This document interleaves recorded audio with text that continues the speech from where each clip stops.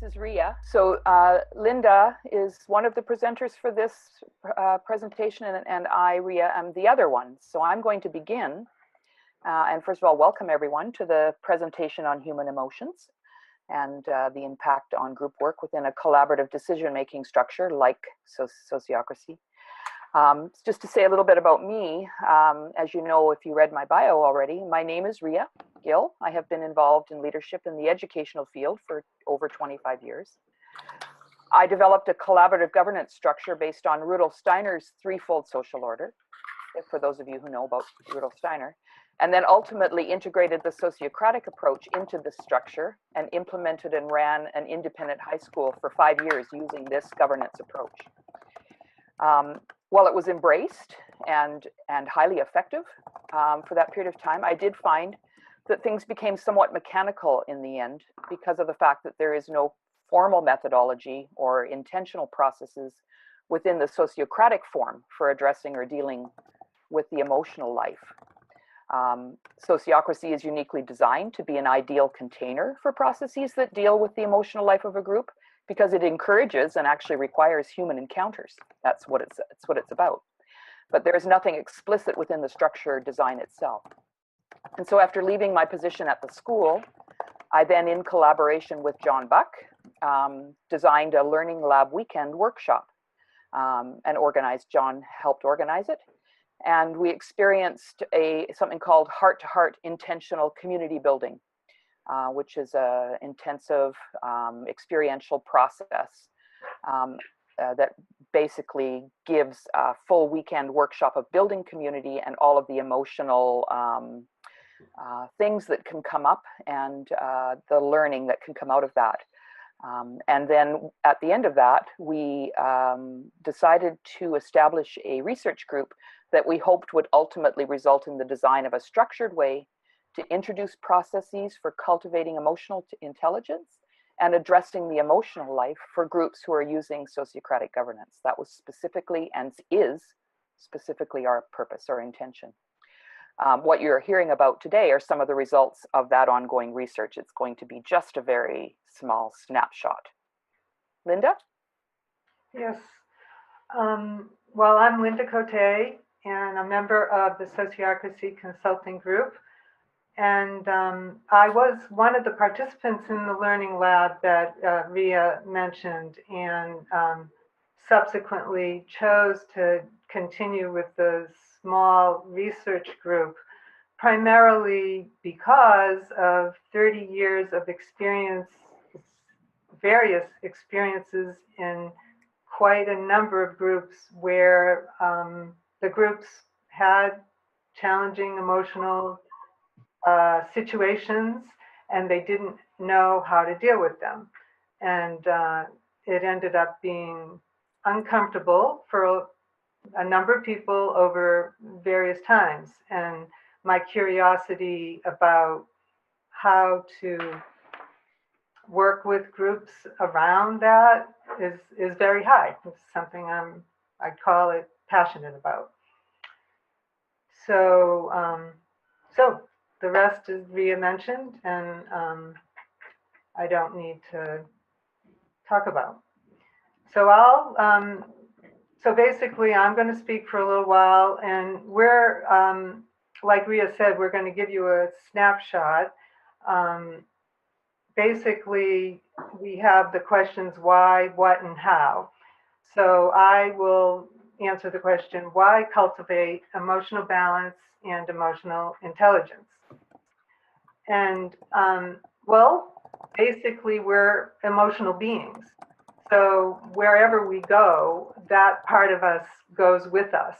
And some of it we have control over and some of it we don't. So it just makes sense that, to us anyway, that we would learn a little bit about that to help us when we're working together. And it turns out that in the last 20 years, there's been an amazing amount of research done on this topic, and there's a lot more information available about it. about Linda, emotions and Linda, our somebody's typing. Somebody's typing, but not muted. Can you? Can we maybe? Oh yes, would anybody who isn't speaking mute themselves if they're not already muted? Thank you, Mukunda. So now we have this whole body of emotional research, and we believe that learning about this would support groups in their decision making, making more clear decisions, constructive decisions, and decisions that are to the benefit of the whole group. And we also believe sociocracy provides the framework for that. So with that in mind, Ria will be next, and I will screen share the handout so that you can see where she is in her talk. Thanks, Linda. Yeah. So I'm going to talk a little bit about what we know about emotions based on the research. Emotions are a process. They aren't just something, they're a process, and are about things that are important to us. This process can be tracked on a timeline, which can help us to understand exactly what happened during a particular emotional episode. And you should see that on the screen. Just a second, I haven't actually caught up to you yet, Ria. All right, well, I'll just keep going, and then Linda will be putting the emotional episode timeline on your screen so you can actually see it. And this is something you can come back to later if you want to. This is a tool that can be helpful when you're beginning to understand your emotional life. Be helpful for a group as well, if they're working on developing their emotional intelligence. So an emotion happens in me first when there are first specific preconditions present. So there's specific preconditions, and I will give you an example in a minute. Then an event happens that triggers an automatic and mostly unconscious internal appraisal process that instantaneously scans and considers my internal learned and evolutionary past experiences, or what is referred to in the research as the internal perceptual database. So that describes that place, probably in the amygdala, but I don't know that for sure, where these events and the experiences and the appraisal process happens. And then depending on the specific makeup of the particular emotion that's triggered, an experience of identifiable physical and mental changes happens in me as I begin to respond or react to the situation. So the example I'm going to give is I'm walking on a forest trail somewhere in northern Canada. This is the precondition that I'm on a forest trail in northern Canada. I see a snake. That's the triggering event. I, like all human beings, am pre-wired to be afraid of snakes. It's a survival thing. This comes from my internal evolutionary perceptual database through which all of my experience is filtered. I experience fear. My eyes get wide. My palms get sweaty. These are physical and mental changes that happen.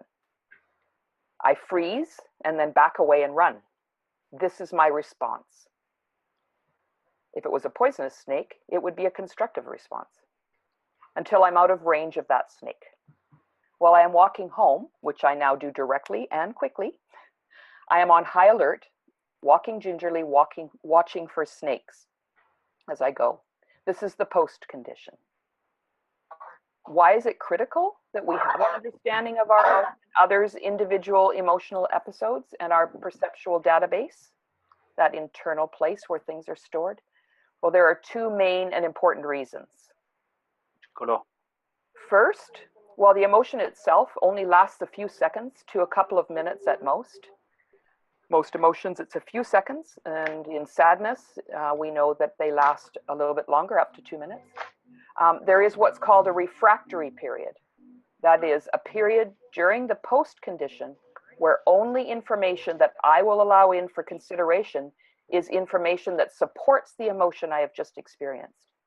In other words, while I am in the refractory period, after the snake incident, I would not take in any information from anyone trying to tell me that, in fact, it is safe to continue on my forest walk as there are no poisonous snakes in northern Canada, and that's true. I would not allow this relevant information in during the refractory period immediately following the emotional episode when fear was triggered, and that the emotion is telling me I was experiencing a dangerous encounter.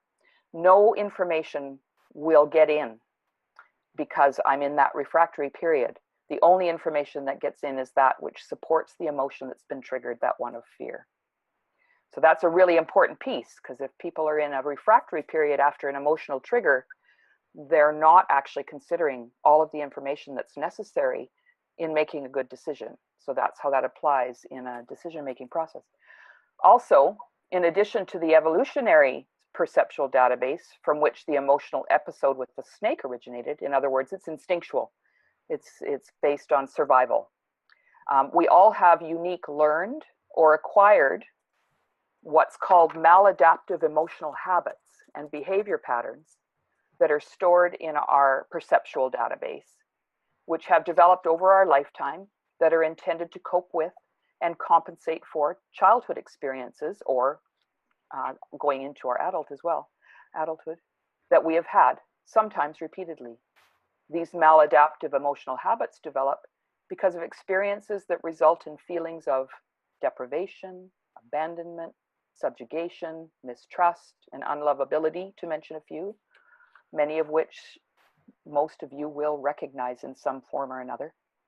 You can learn more about those maladaptive emotional habits from the handout, which is, I believe, on the screen now, and from the book listed in the resources at the bottom of the presentation outline. This emotional process I have described, and often the resulting responses and reactions, is mostly involuntary and can therefore be sometimes inappropriate and not helpful, or even worse, can be harmful or destructive to self or others and groups. On the other hand, if we know our emotional habits, our triggers, and the factors involved in the factors involved as we deal with them, we can make intentional choices. So this is the key piece with learning and practice. We can learn about our emotional habits and triggers, and we can learn about others, and we can then make intentional choices. So the element of choice is then added into the picture. And we can make deliberate efforts not to allow our habits or programming to bias our interpretation of what is transpiring.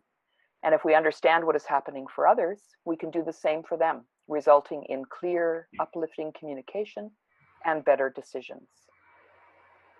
So now that we know a little about emotions and emotional episodes, what can we do to develop our individual and collective emotional intelligence and emotional balance? Well, we believe there is essential knowledge, first of all, some of which I have covered. And then there are skills and processes that need to be learned and practiced in order to become emotionally intelligent and balanced, and to improve interpersonal communication and group efficacy. So, what can you do? You could take a cultivating emotional balance training, which is a specific and comprehensive training that emerged out of a dialogue between behavioral scientists and the Dalai Lama, Buddhist monks, and scholars at the Mind and Life Institute in Dharamsala, India in March of 2000. This specific training integrates the wisdom traditions of Western psychology and Eastern contemplative practices with the explicit intention of providing secular practices that can help anyone achieve a greater emotional awareness and balance. And you could engage in other trainings and emotional skill building approaches, such as mindfulness attention training, heart-to-heart communication training, something called circling, and nonviolent communication, not non-communication. We don't want any of that going on. Nonviolent communication, just to mention a few. And again, the links to those various things are in our outline, which you can go and look at some point if you want to. And then, once there is a solid understanding about emotions and emotional life, and individuals have a established practice for ongoing learning and for attention and mindfulness training, a group then needs to come to a collective agreement to make a commitment to intentionally develop emotional intelligence and cultivate emotional balance together as a group and make it part of their sociocratic processes. And then find the processes that are unique to them that can be introduced, explored, adopted, and refined. So we're not giving a formula here.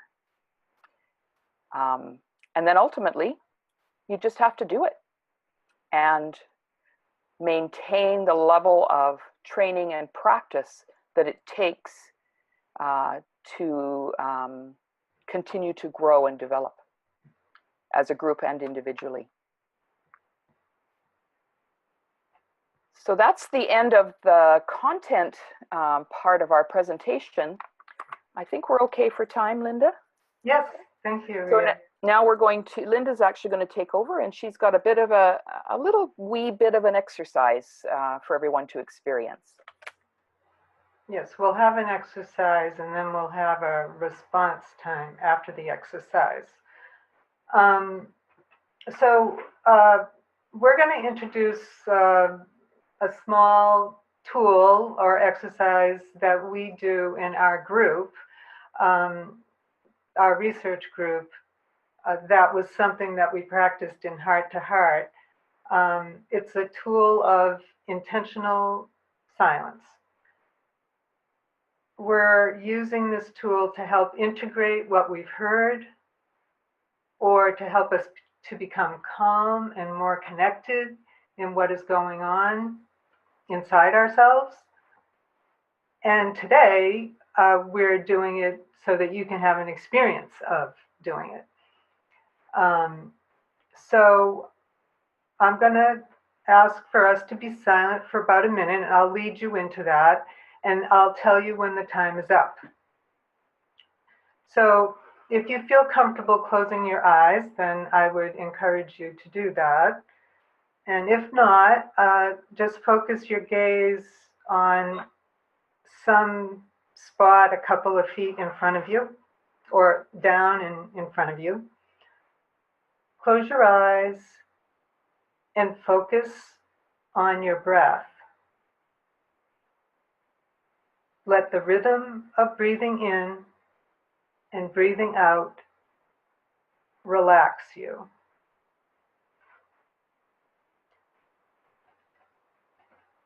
And in the silence, we invite you to notice your thoughts and feelings.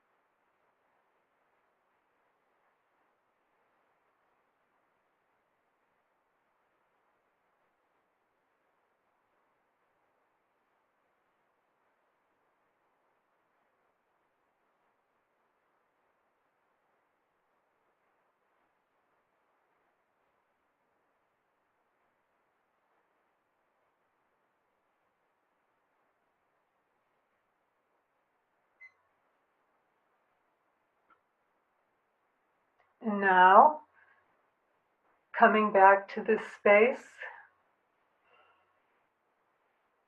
gradually.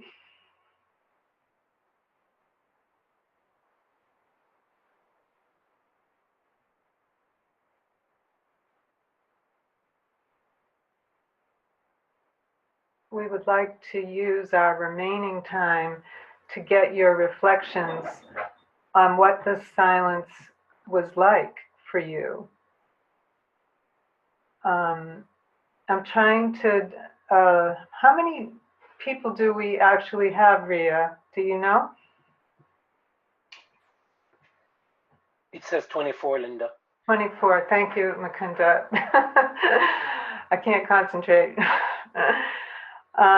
Okay, so we have about 8 minutes, and I'm not 100% sure everybody will get a chance to reflect in the group. So if it appears that you will not be getting a chance, because I'll call on your names at this point, then I would invite you to write your chat, write your reaction or response to how the silence was for you in the chat. At this point, I'm just looking at people on the screen, and I'm going to call out names and invite you to share briefly what your reflection on the silence was. And I'll start with Wiro. Hey, hi, can you hear me? Yeah. Just. Yeah. Well, I'm sort of a little bit used to this kind of meditation technique, so it was not uncomfortable. It was actually pretty comfortable for me. And I do indeed share the experience that it really can help in getting sort of a sense of connection in a group, and also in sort of a calming down of an emotional situation.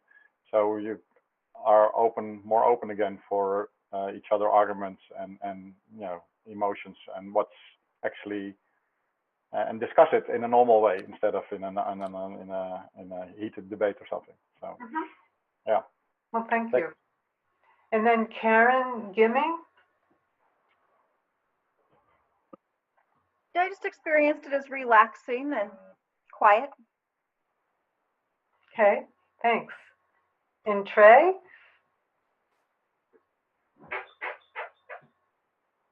The process for me is one about presencing myself to the now instead of having my mind dart around to other things. And to me, that's a presencing both within myself and just sort of having a sense of the space. Even if I'm not looking, I have a sense of the space. Thank you. And then Bella.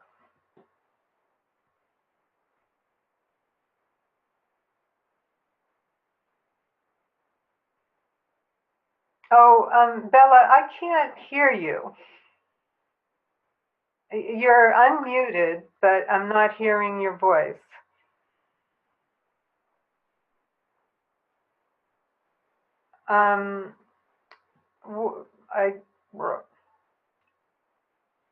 So I think you want to try again? Say something? Yeah, voice is not coming through. Would you be willing to type your chat in, your response in the chat then? Thank you. I'm unfortunately not capable of guiding you technologically. So I'll go to Sue H.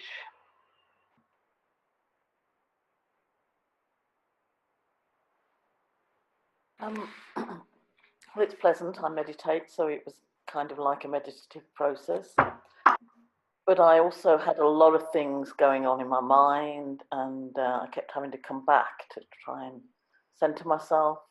And it's been such a busy day, just having, so many things to think about that I found it quite difficult to just stay with the process. Yeah. Thank you. And Matthew McNutt.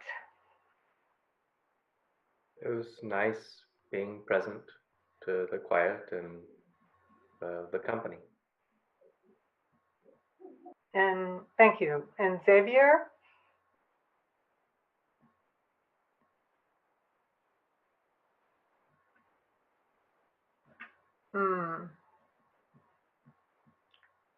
Okay, I don't know. I'm having a hard time seeing. Okay, why don't we go to Mukunda? Thank you, Linda. for me, what came up is a little bit like what Trey mentioned about being present in the moment. And in order to do that with people that I don't quite know, I found myself having to interrupt the video feature of the thing so that I can be in my own space. So that's one notice. And then the other notice is that that came to me is that it's very important for me to be able to define in which space I am and to set the conditions in which space I am in all aspects of my life, and that came real strong. So something very valuable that came out of that 1 minute. Thank you. Check. Thanks. Denis?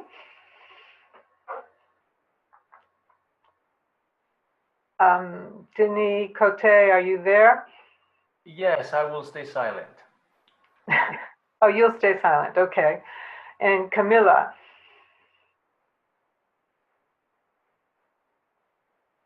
Oh, okay. I'm going to go to Joachim. Yes, hi. Hi. So an interesting experience because, usually when you do this in a physical space, you get a sense of other people around you, surrounding you, right? And here in an online experience, I tried to do the same, and I think it's kind of possible that you can get a sense of you're actually not alone here. You're not doing that meditation on your own, right? But there are a couple of other folks in the same quote unquote space, as Mukunda said, with you, around you. So that makes it, I think, for a bit deeper experience than just thinking you're on your own, right, in doing this, or listening to you, Linda, right? Thank you. And John Buck? You're muted. Oh, you're not talking today. Okay. How about Kristen? I always welcome the silence and the peace that comes with it. I have 3 little young kids, so they're not here right now, and it's very nice to have 1 minute of quiet. A lot of learning today. Thanks. Have we got Manuel or Manuel? Okay. We've got, okay, I'll try. I don't see the videos. I'm thinking people who don't have their video might not be present. So I'm going to go to Jerry. Well, I just actually want to say we're at like 30 seconds left here. And I put a announcement in the chat because now there's going to be open space. If you click on that link in the chat, it'll take you to another page where there's like 5 or 6 more options for what to do with your sociocratic time right now, starting in 30 seconds. So you can go there, find something you like, click into that and go there. So I don't know if you had one more last comment to make, but we're just at closing time for this. Okay, well, let me say, we use this intentional silence in a couple of places in our group, and one is before the opening round, and another is before the closing round, at the end of the meeting. And sometimes in the middle of a meeting, if someone seems upset or gets stuck or something, we'll stop and we'll have silence. And then we do a little process of listening to each other. So I just wanted to give you a general idea of how we use the process. And Ria, anything to add? Yeah, can I just add in that we want to invite you all to look at the material we provided, explore the topic more, look at the resources, experiment in your groups, and we'd love to hear about your personal experiences so that we can add it to our research.